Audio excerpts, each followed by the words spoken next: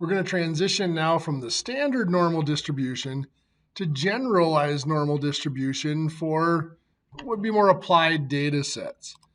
And so looking at real life applications of normal distributions. So the key concept here, if you recall, the standard normal distribution always had a mean of 0 and a standard deviation of 1.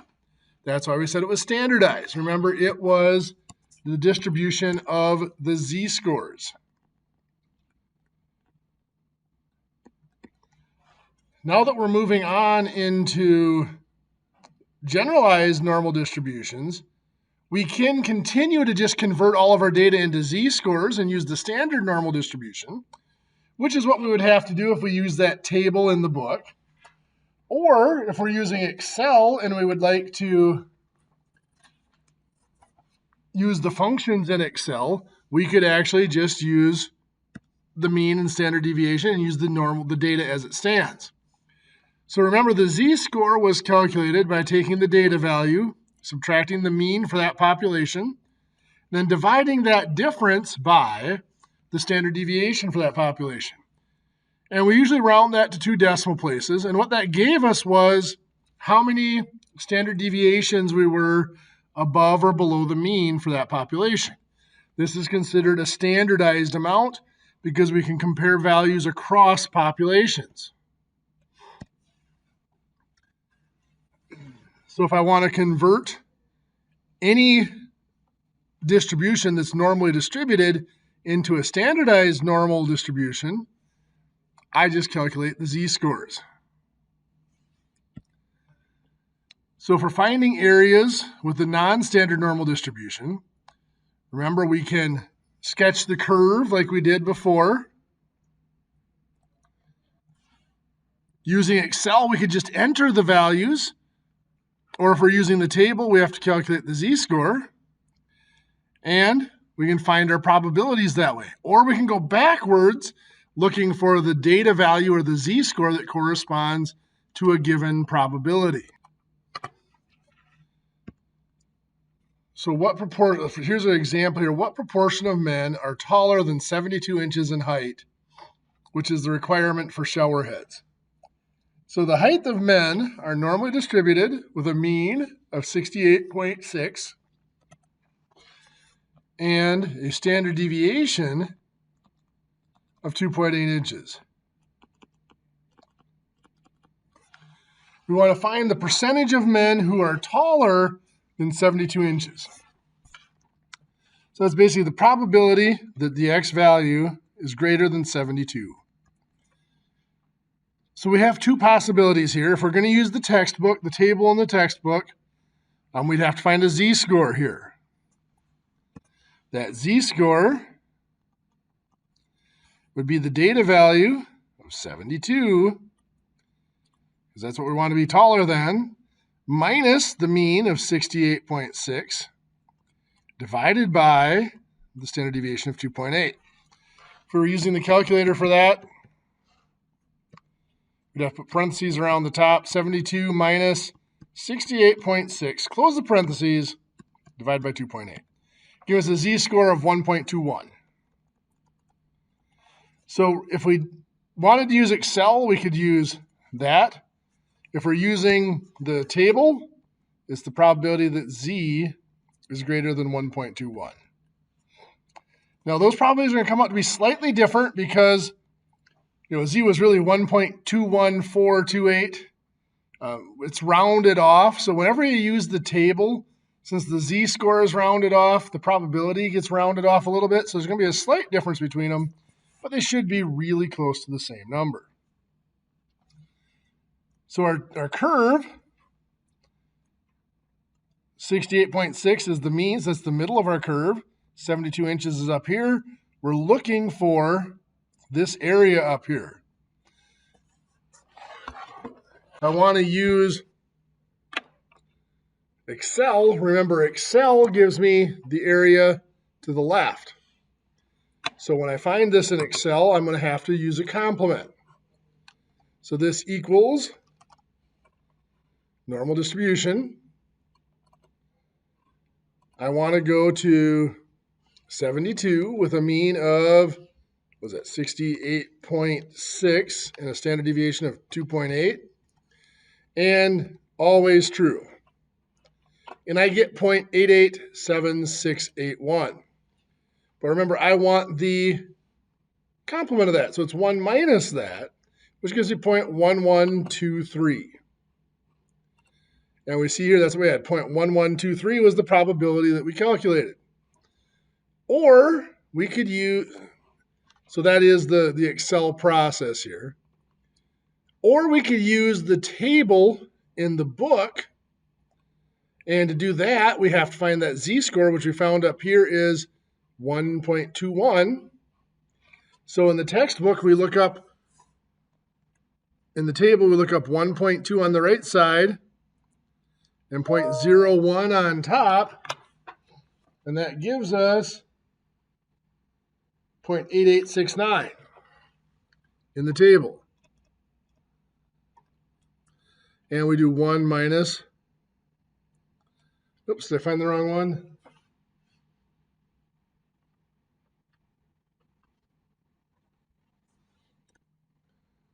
That will be the right one, 0.8869. So 1 minus 0.8869 gives us 0.1131. Now notice that's slightly different than what we had found, the 0.1123 with Excel.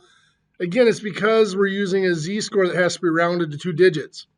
So we are going to get a slightly different probability with the two, but they're very, very close to the same. So we saw the process with Excel. Let's kind of go through the process for the textbook a little bit more. We found the z-score. Then we looked up in the table. Again, you find the 1.2 on the left side. This would be on the page 779. It's a positive z-score. And you look at the 0.01 on top. I used to just do 0.1. They don't do the 0 in front. And we lined it up to get that 0.8869. And we did the complement. 1 minus that gave us the 0.1131 probability. Either way, that comes out to about 11%. So we can comfortably say that about 11% of men are taller than 72 inches. Working backwards, if I know the probability or if I know the area under the curve, I can use an inverse calculation to find the z-score or the data value. So we're looking at, here's the curve now, and now we know the area, and we want to figure out what z value, what value corresponds with that along the bottom axis here. I always sketch a graph when I'm doing inverses like this just because it helps me to figure out how to use either the table or Excel. So once again, note, don't confuse z-scores with areas. Z-scores can be any number, negative or positive. Areas are always between 0 and 1 because we're dealing with probabilities. The area matches up with the probability. The z-score matches up with the actual value of the data. And then make sure we know that we're dealing with the left or right side. The table in the book and Excel are always focusing on the left side, so we have to do conversions if we're looking at the right side. So we want to find the value that separated the top 10% from the others. Well, 10% would be right here. That's an area of 0.10. What we would have to focus on is this over here, which would be an area of 0.90. The bottom 10%, well, that's just fine because that's already the left side. So we don't have to do any conversions to work with that. So if a z-score must be negative if it is less than, if it's located to the left side of the mean. So if we're dealing with data values that are less than the mean, we will always have a negative z-score. Areas will always be between 0 and 1. They can never be negative. They can never be larger than 1. So if we're finding the values from the probability, we would normally sketch the curve, and then we would do the appropriate function in Excel or the table and figure out what value goes with that area or probability.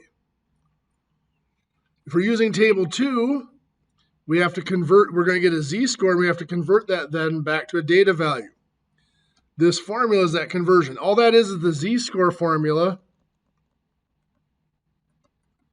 solved for x. We multiplied by the sigma and added mu to it to get this formula.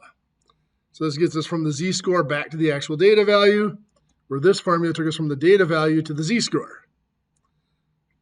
And then refer to the sketch to make sure our answer makes sense in the context of the problem. So an example here. When we're designing equipment, it's critical to make sure that it accommodates at least 95% of the population. What is the height of a door that would allow 95% of adults to walk through the door without having to bend or hit their head? So there is a data set in the appendix, but we don't really need that. All we need is that the heights of adults. Now the last example was the heights of just men. This is all of adults. Has a mean,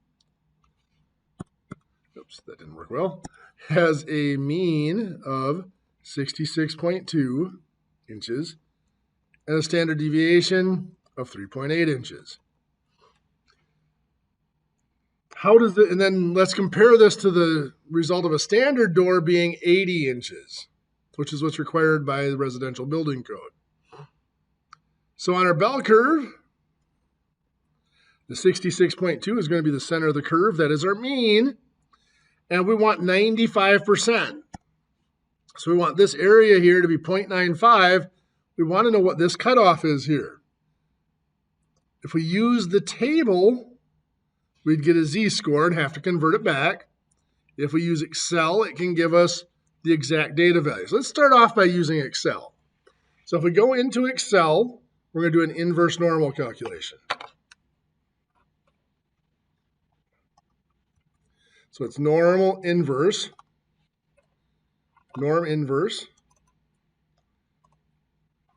And the probability we want here is 0.95. The mean was, I gotta flip back and check that out, 66.2. And our standard deviation was 3.8. And now this is going to give us, we do want, and that 0.95 is the probability to the left, so this is going to give us exactly what we want. 72.45 inches is the height that would correspond to 95% being less than that. If you think about it, it could be considered the 95th percentile. So 72.45 inches is what we get. We'll round it to just 72.5, knowing that's a little bit bigger. That should be plenty tall for 95% of the population. Or if we use the table in the textbook, we have to search through the body of the table and try to find a number as close as possible to 0.9500. And as we do that, it usually takes a couple minutes to find it because the numbers in the textbook kind of blur together as you stare at them too much.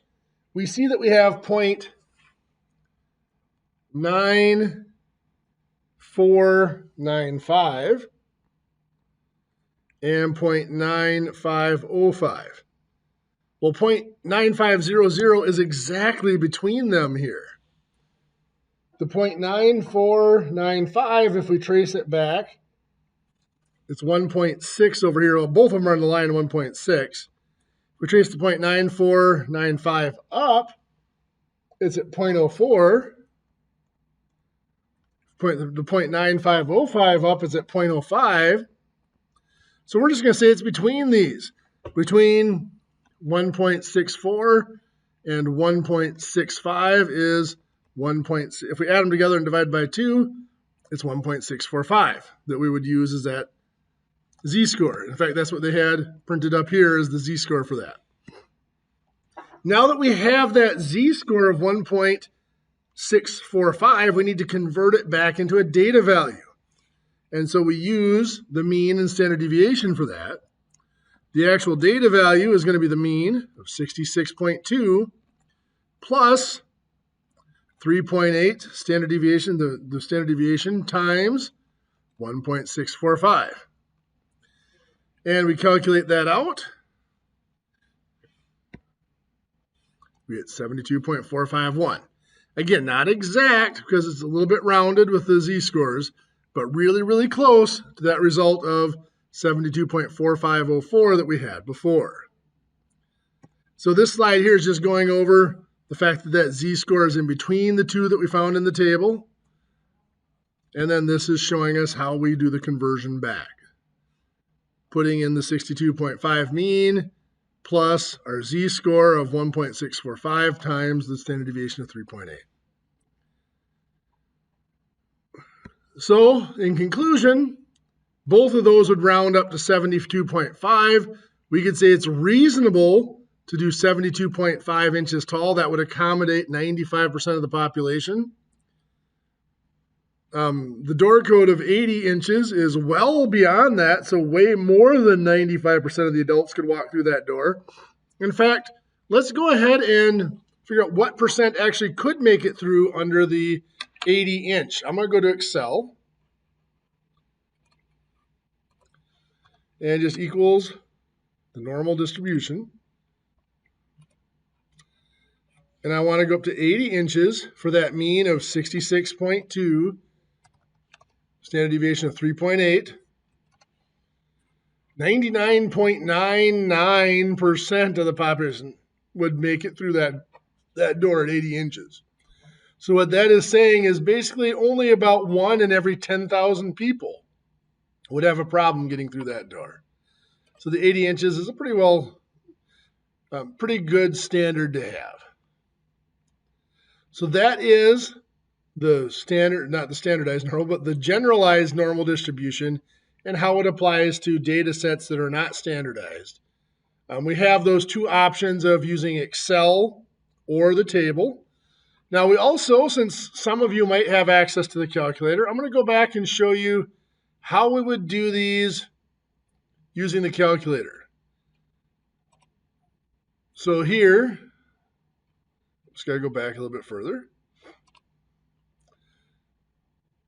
So I want to find what percentage of males are taller than 72 inches. So on the calculator, we would use the second distribution, normal CDF.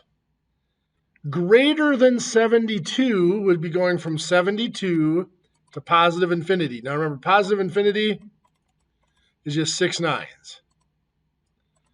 Comma with our mean of 68.6 and comma standard deviation of 2.8. We close that up and we get 0.1123. That's exactly what we had calculated here when we put this into Excel, 0.1123.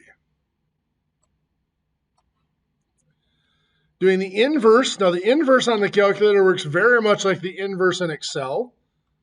If we want to, we're going to be looking at the left tail area, so 0.95. So I'm going to go second distribution. Inverse normal is option 3 there.